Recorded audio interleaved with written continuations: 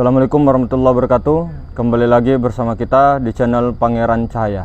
Saudara-saudaraku yang dirahmati Allah Subhanahu wa Ta'ala, dimanapun Anda berada, senantiasa dalam lindungan dan rahmatnya Allah Subhanahu wa Ta'ala, diberi kesehatan dan kelimpahan serta keberkahan di dalam mengamalkan segala cita-cita yang ada. Maka hadirin semuliakan Allah Subhanahu wa Ta'ala, kita sudah sama-sama mengetahui bahwa perintah-perintah Allah Subhanahu wa Ta'ala di dalam Al-Quran itu untuk mengembalikan daripada amanah kepada Allah Subhanahu wa Ta'ala. Melalui apa mengembalikan itu? Tentunya melalui nurnya itu, karena nurnya itulah yang menjadi ruh kita. Jadi jangan merasa kita yang hidup, jangan merasa kita yang melihat, yang 7 sifat di diri. Kudroh artinya kuasa, iroda artinya berkendak, ilmu tahu, hayat hidup, sama mendengar, basor melihat, kalam berkata-kata. Itu ruh yang ada di diri kita. Maka ruh itu tiada lain daripada nur. Nur itu rahasia daripada Tuhan. Berarti sifat yang ada pada diri kita, nyawa yang ada pada diri kita, itu sifatnya Allah. Jauhkah Allah? Jauhkah? Kemana menghadap mencari? Kira-kira Allahu Rabbana. Jadi jangan kita akui kita kesana kemari, siang dan malam, pagi dan sore dan sebagainya, kita selalu mengakui daripada sifat-sifat kita. Padahal kudro, irada, ilmu, hayat, sama, basar, kalam itu adalah sifat-sifatnya Allah Subhanahu wa Ta'ala. Maka hadirin semuliakan Allah Subhanahu wa Ta'ala, tidaklah apa yang dikatakan Nabi, apa yang dikatakan Nabi itu kecuali itu wahyu, kalam Allah, kalam Tuhan. Jadi Tuhan yang berkata-kata, Tuhan yang berkata-kata yang sebenarnya, Allah yang berkata-kata yang sebenarnya, bukanlah Nabi Muhammad SAW, bukanlah Nabi Musa alaihissalam, bukan. Ini secara hakikat. Wa ma yantiqu anil hawa in huwa illa wahyu yuha. Tidaklah Nabi SAW itu berkata-kata kecuali dengan wahyu saja, dengan kalam Allah. Bukan berarti Allah pergi kepada Nabi Muhammad, Allah pergi kepada Nabi Musa, tidak. Tapi sirnya, rahasianya bertajalli kepada tiap-tiap batang tubuh yang ada. Maka apa-apa yang menyerupakan sebenarnya tentang Tuhan itu bukan Tuhan. Tuhan itu laisa kamitslihi syai', tidak bisa diserupakan, tidak bisa dibayangkan, tidak bisa dirasa-rasa, tapi bisa dinyatakan. Kalau Allah Subhanahu wa Ta'ala itu laisa kamitslihi syai'. Kalau ruh itu bisa dirasa. Ruh itu bisa dirasa. Memang tak berupa ketika ruh itu belum masuk atau belum nasab kepada di dalam, belum nasab. Tapi ketika dia nasab masuk ke dalam batang tubuh itu, maka ruhani itu berupa seperti batang tubuh kita. Tidak ada yang lain, hadirin semuliakan. Jadi rupanya itu mirip dengan batang tubuh kita. Maka terdapat contoh yang baik untuk diikuti. Untuk diikuti yaitu bertemu dengan Allah itu, contohnya, sempurnanya adalah mencontohi Rasulullah. Mencintai Allah itu cintai Rasulullah. Ikuti Rasulullah. Maka dari sejak masa dahulu kala, semua daripada sahabat, semua daripada wali-wali Allah itu senantiasa untuk mengikuti iktibar kepada Nabi Muhammad SAW. Karena beliau ini adalah tajalli mazhar sempurnanya Allah Ta'ala. Maka tidaklah Nabi SAW itu seperti apa yang disangka-sangkakan fitnah-fitnah atas beliau. Maka siapa yang ingin ma'rifatnya semakin sempurna, semakin kamil, ikutilah baginda Nabi SAW. Semakin dekat kepada baginda Nabi SAW, tata caranya, akhlaknya, kemudian adabnya, maka semakin dekat dengan Nabi SAW, maka semakin kencang, semakin bagus ma'rifatnya. Tetapi semakin jauh daripada Nabi SAW, maka semakin jauh juga ma'rifat dia. Maka hadirin semulakan Allah Subhanahu wa taala, fikih itu jangan fikih-fikih terus. Jangan juga hakikat-hakikat terus, iman-iman, tauhid-tauhid terus. Jangan juga tasawuf-tasawuf terus. Jangan juga ma'rifat-ma'rifat terus. Jadi fikih, tauhid, tasawuf, ma'rifat. Iman, Islam, ihsan, ma'rifat. Syariah, thariqah, hakikat, ma'rifat. Ini empat jari. Maka hadirin semulakan, tatkala baginda Nabi SAW di dalam kandungan beliau Sayyidah Aminah radhiyallahu anha, sungguh terasa singkat merasakan bagaimana bahagianya rumah tangga daripada ayahanda, bunda daripada bapak dan ibunya Nabi SAW. Padahal apa? Tatkala itu Sayyidah Aminah masih mengandung Rasulullah SAW. Nabi umur 2 bulan sudah yatim, Pak. Sudah yatim. Ada juga luar biasa, Masya Allah. Allahu Akbar. Maka Nabi SAW itulah akhlaknya, adabnya yang patut diteladani oleh umat yang mengaku umatnya Rasulullah. Jangan kita mengaku umat Rasulullah kalau kita tidak ikut daripada adab dan akhlaknya Rasulullah. Ya meskipun kita tidak seperti beliau, jauh lah, tidak mungkin lah, jauh sekali. Meskipun jauh daripada adab kita, akhlak kita, yang penting ada niat untuk ittiba, niat untuk mengikuti cara baginda Nabi SAW. Karena semua para wali, semua para sahabat wali itu, ulama itu semua ikut kepada Nabi SAW. Maka itulah hadirin semulakan, perkara-perkara yang diridhoi oleh Allah sebenarnya itu ada pada kekasihnya yang paling dicintai. Siapa kekasihnya yang paling dicintai? Itu adalah Nur Muhammad. Siapa Nur Muhammad yang sempurna tajallinya? Itulah Rasulullah. Itulah Rasulullah SAW. Nabi Muhammad bin Sayyid Abdullah, Sayyidina Abdullah, Sayyidina Muhammad bin Sayyidina Abdullah. Inilah tajalli yang sempurna untuk menjadi apa? Suri tauladan bagi kita semua. Tapi ini berbeda jalan ya, berbeda thariqah, beda jalan, silakan saja, tidak ada yang melarang. Tapi kalau kita yang mengaku umatnya baginda Nabi, jangan pernah mengatakan diri kita itu ma'rifat baru tidak ikut baginda Nabi SAW. Baru kita meninggalkan daripada fikih, kita meninggalkan daripada tasawuf, kita meninggalkan daripada akidah. Meskipun kita belum mampu untuk melakukan fikih, belum mampu melakukan tasawuf, jangan nafikan. Jadi siapapun orangnya di muka bumi ini, wajar-wajar saja ketika itu ada ujiannya. Kelihatannya ada ujian, tapi itu sebenarnya kenikmatan. Itu lihatlah Sayyidah Aminah, pemimpin umat soleha, wanita soleha, tapi tetap juga diuji oleh Allah Subhanahu wa taala. Kenapa? Satu, dunia ini tempat ujian. Yang taatkah, yang tidakkah, tetap melewati ujian. Mustahil kita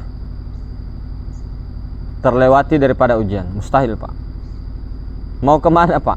Mau kemana? Alam apa? Mau ke alam sebelah? Alam sebelah? Ya pokoknya yang namanya di alam dunia ini pasti ya ada saja namanya ujian. Maka siapa yang lebih baik amalannya, bukan yang lebih banyak amalannya, tapi yang lebih bagus amalannya.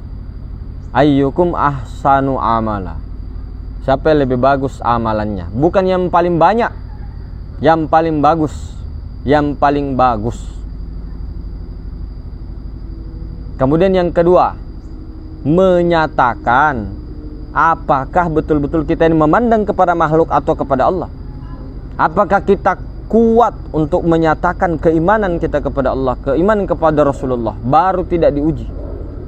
Ini secara syariat ya, secara ma'rifat tuh tidak ada sebenarnya ujian tuh. Nikmat semua sebenarnya itu. Cuma memang secara syariat ada namanya syariat, ada namanya hakikat. Seperti itulah, macam-macam lah.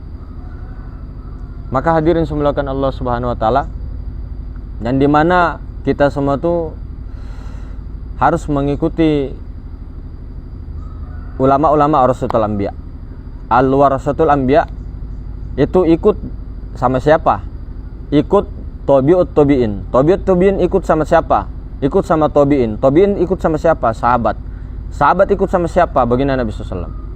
Maka inilah jalan-jalan yang lurus secara syariat, secara thariqah, secara hakikat, secara ma'rifat. Jadi kalau kita tidak ikut daripada beliau-beliau ini, rugi kita. Rugi. Karena kenapa? Mereka ini sudah melewati jalan-jalan yang berbatu, jalan-jalan yang naik turun, berlika-liku, yang terjal, yang licin dan sebagainya. Beliau-beliau sudah membersihkan jalan-jalan itu. Tinggal kita ikuti saja. Tidak kita lagi melintas alam. Tidak melintas alam, akhirnya tidak tahu tersesatkah tidak. Wallahu alam bisawab. Dan tidak ada yang mentahkik kita tersesatnya apa tidaknya di dalam hutan, di dalam perjalanan tersebut. Apalagi ketika kita tidak mentahkik, kita merasa paling benar, merasa paling tua, merasa paling banyak ilmu, merasa paling hebat, merasa paling wow gitu. Tidak mentahkiknya kepada orang-orang yang alim dalam bidangnya, dalam syariat ya. Dalam hakikatnya ya Allah Ta'ala juga. Itu ada ego-ego spiritual, ego-ego spiritual. Jadi di mana keegoan itulah yang mengatasnamakan keakuan diri.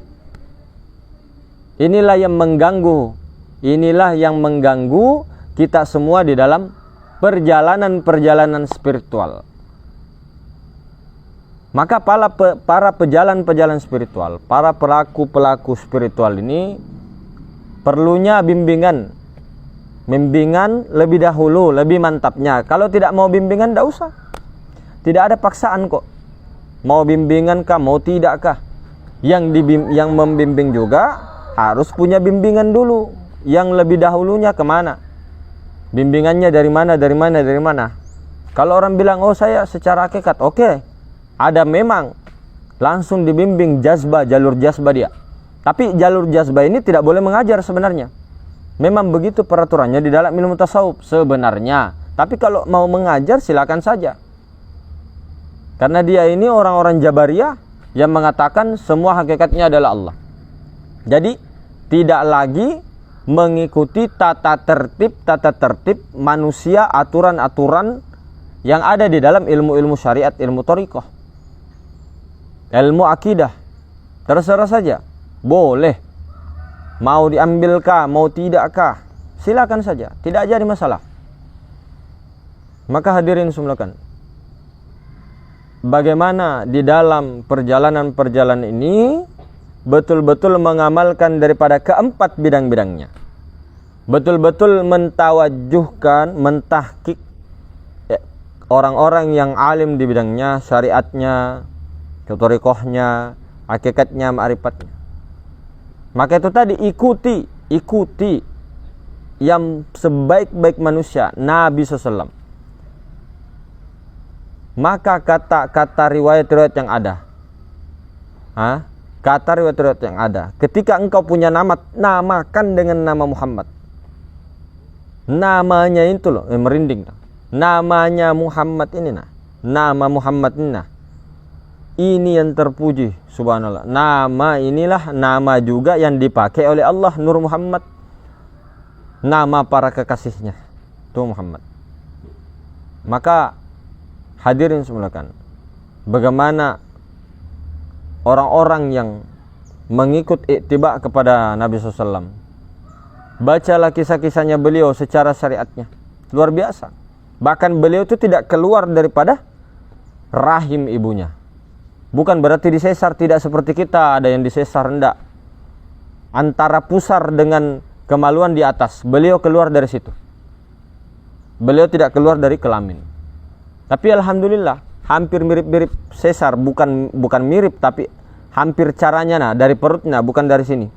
Bukan dari kemaluan, tapi dari perut. Bukan dibelah seperti itu, seperti sesar, tidak, agak beda, langsung keluar.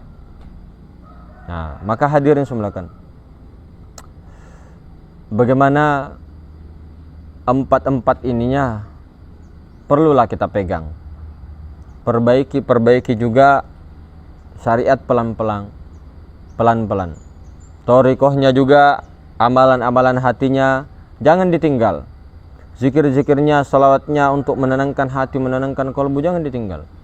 Hakikatnya, tauhidnya jangan ditinggal. Tetap saja selalu membahas, selalu membicarakan tentang sifat 20, tentang iman, tentang zat, sifat, itu aja terus. Dibicarakan, maka menancap ke dalam kalbu kita. Ini sesuatu yang dibicarakan. Ketika kita membicarakan setiap hari dunia, pekerjaan, buah-buahan dan sebagainya, maka itu yang akan nanti datang di dalam pikiran kita dan perasaan kita, timbul dengan sendirinya. Ikan, kambing. Begitu takutnya ketika sudah terbiasa seperti itu. Menjelang ajal, disuruh talqin la ilaha illallah, dia bilang kambing. Dia bilang uang. Dia bilang janda pirang. Nah, karena itu yang terus dibahas. Itu yang tiap hari kita bahas. Boleh bercanda seperti apa, tapi di dalam kesadaran yang pernah dipelajari, yang pernah kita leburkan pikiran kita, perasaan kita diam sediam-diamnya melebur kepada zat mutlak yang maha suci.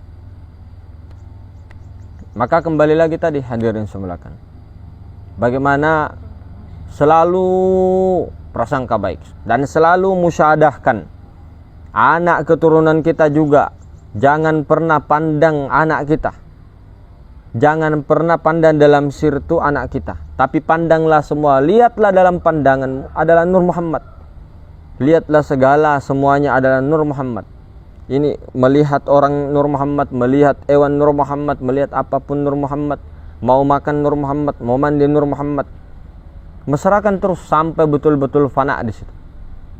Jadi kalau sudah fana, tinggal menjaga kekefanaan itu sampai hingga baqo billah. Hingga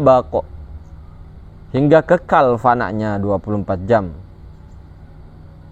Maka hadirin semulakan, bukan berarti kita itu hanya bernama Muhammad, hanya bernama Ahmad, tapi tidak mengikuti daripada apa-apa yang telah dinamakan seperti nama kita.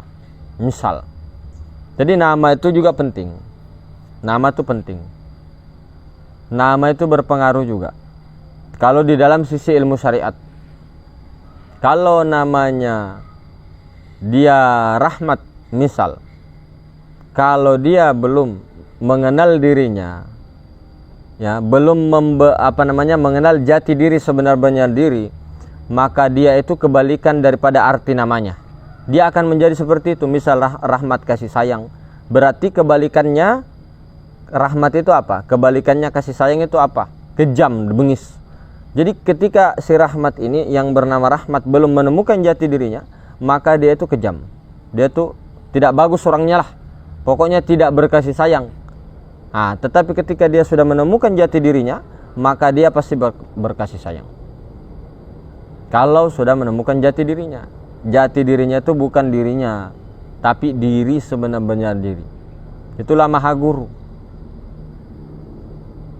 Maka selalulah senantiasa, nah, meskipun bukan bulan Maulid, bersolawat secara syariatnya ke beliau, tapi secara hakikatnya ke diri.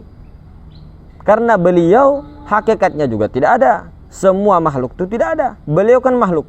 Semua makhluk, Nabi semua makhluk. dalam pandangan. Tapi makhluk bukan yang makhluk sembarangan, manusia tapi bukan manusia biasa, begitu nah. Semua apa-apa yang ada itu makhluk. Nah, tapi itu dalam konteks pandangan syariat. Ketika dalam pandangan hakikat tunggal, nah, maka itulah yang sebenar-benarnya. Siapa yang sebenar-benarnya? Diri sebenar-benar diri. Itu zat mutlak Allah Subhanahu wa ta'ala. Maka hadirin semulakan, bagaimana kita semua dalam mempelajari ilmu ma'rifat itu senantiasa memesrakan syariatnya, thariqahnya, hakikatnya, ma'rifatnya. Jangan juga kita selalu saling berpecah belah.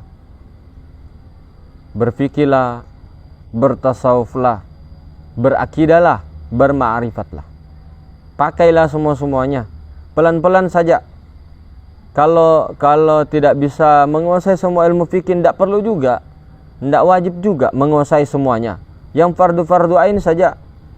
Seperti rukun 13 apa, rukun iman nah hafal dulu, rukun Islam nah hafal tidak kita ini. Apa kita lupa bahwa ketika ditanya rukun iman, rukun Islam sudah lupa. Jadi ketika ada aliran-aliran besok yang menyimpang, yang mengaku daripada umat Rasulullah, bisa kita tahu. Bukan kita salahkan, bukan kita salah-salahkan, tapi yang mengaku umat Rasulullah, yang penting dia rukun imannya 6 benar, rukun Islamnya benar, tidak berubah-berubah, itu saudara.